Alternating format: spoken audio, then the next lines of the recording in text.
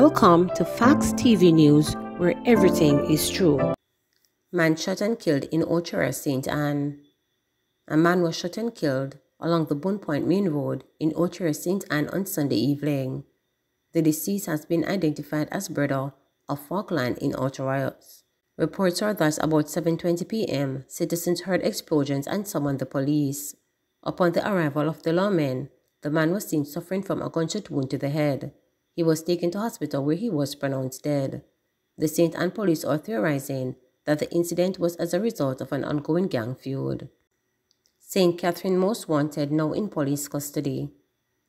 Two of St. Catherine's most wanted men, who were featured on the Jamaica Constabulary social media Wanted Wednesdays feature, are now in police custody. One of the men have been in custody since Thursday, and the other man was placed in custody yesterday. One of the men have since been charged for murder. Charged is 29-year-old Sean Baxter, otherwise called Balissa, a truck driver of McVick's Lane in Spanish Town. The second man, Sean Olivier, otherwise called Big Wayne, remains in custody. Reports from the Spanish Town police are that about 2 p.m., members of the Specialized Operations Branch conducted an operation during which Baxter was arrested. Meanwhile, a warrant was executed on Baxter on Thursday. He was subsequently charged. Baxter will make his first court appearance on Friday. Over 150 students received textbooks for schools in St. James. Over 150 primary and secondary students were gifted textbooks by Member of Parliament for St. James Central, Harold Clark, on Sunday. The students got at least 4 textbooks during a handing over ceremony at the Montego Bay Civic Center. The recipients are non-part students and students who did well in this year's PEP exams.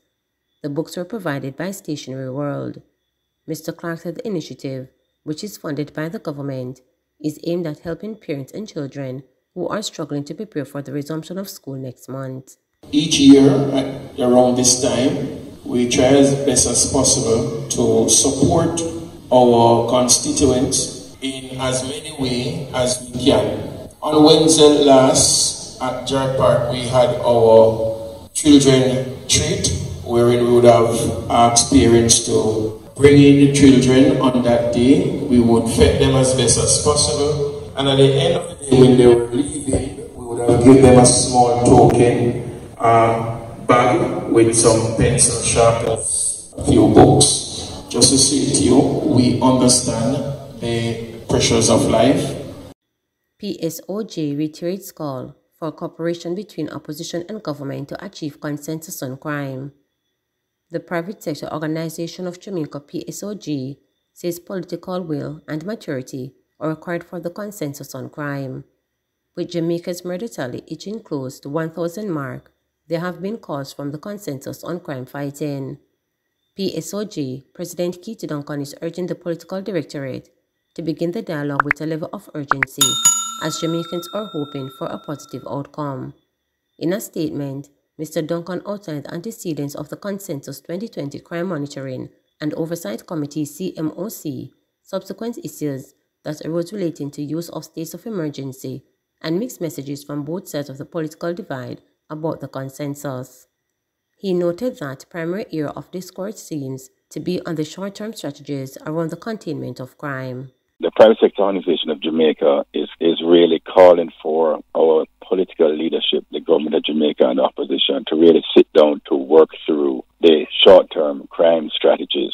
These measures will be contained under the enhanced security measures, which has been outstanding for quite some time. And we believe that there's a solution there that will satisfy both parties concerned and in the best interest of Jamaica, and in terms of saving lives as much as we can, we need to make the effort. We have heard a lot of back and forth and tit and tat around the consensus and whether there is a genuine consensus, and we have heard the opposition leader call for Battle Royal talks. We have heard the opposition spokesperson on national security calling for the Prime Minister to apologize for remarks made while he was opposition leader, and there's so much back and forth and banter that I think that we need to put the country first and really sit down as leadership of both political parties and do what's in the best interest of Jamaica. The tit and the tat between the government of Jamaica and the opposition only leads to confusion in the minds of the public. And what we really want is a united fight and stand against this crime epidemic, which we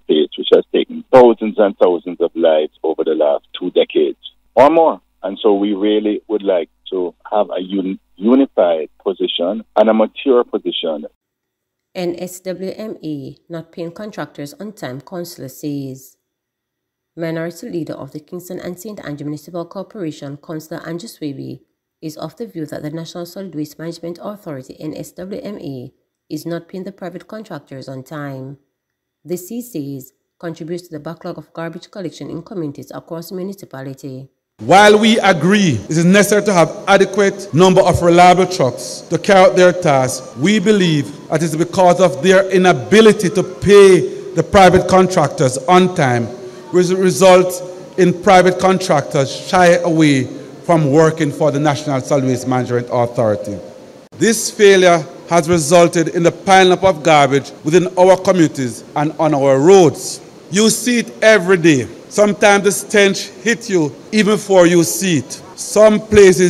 In some places you can't even find place to walk because everywhere you look, garbage pile up, attracting flies, mosquitoes, and rats. Not only is this unsightly and unpleasant, but most of all, it is unhealthy and present grave health risks.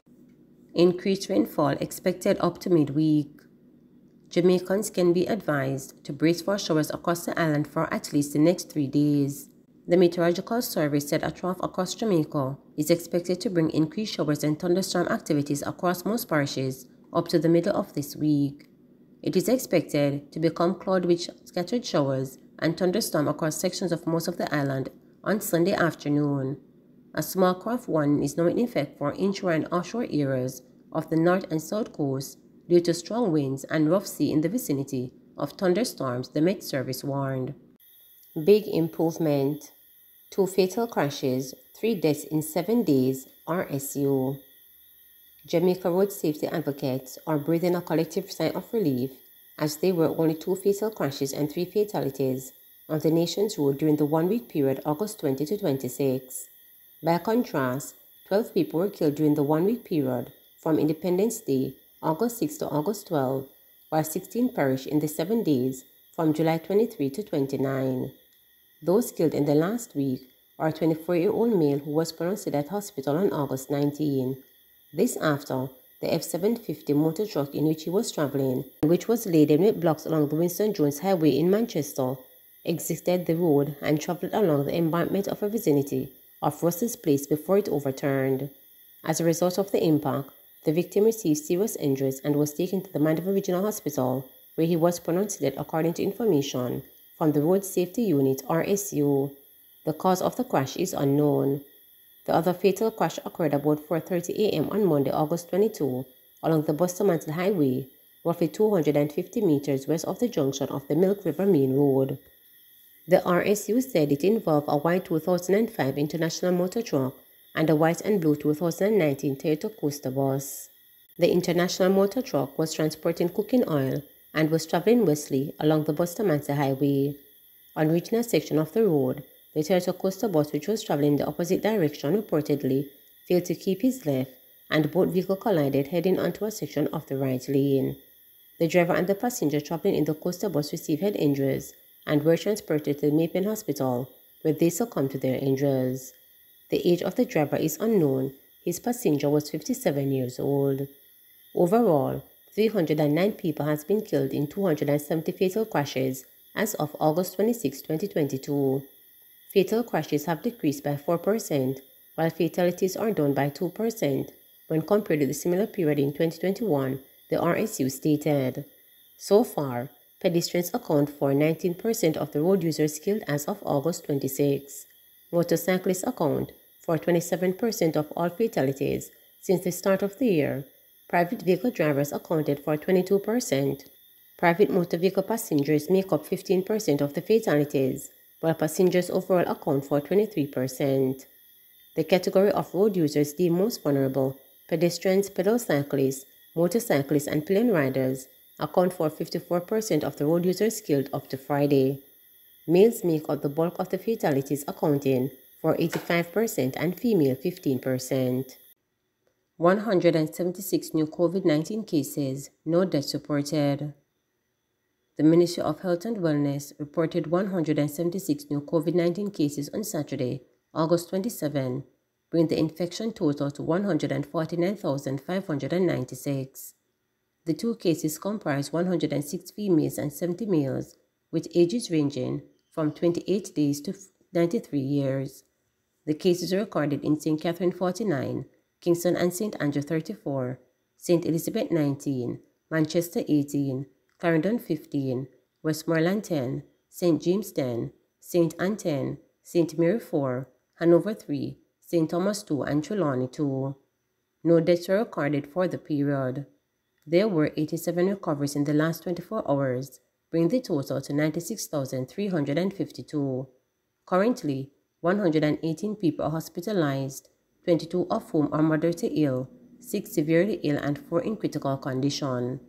Jamaica's positivity rate for the latest round of testing is 32.5%. Please remember to subscribe, like, share,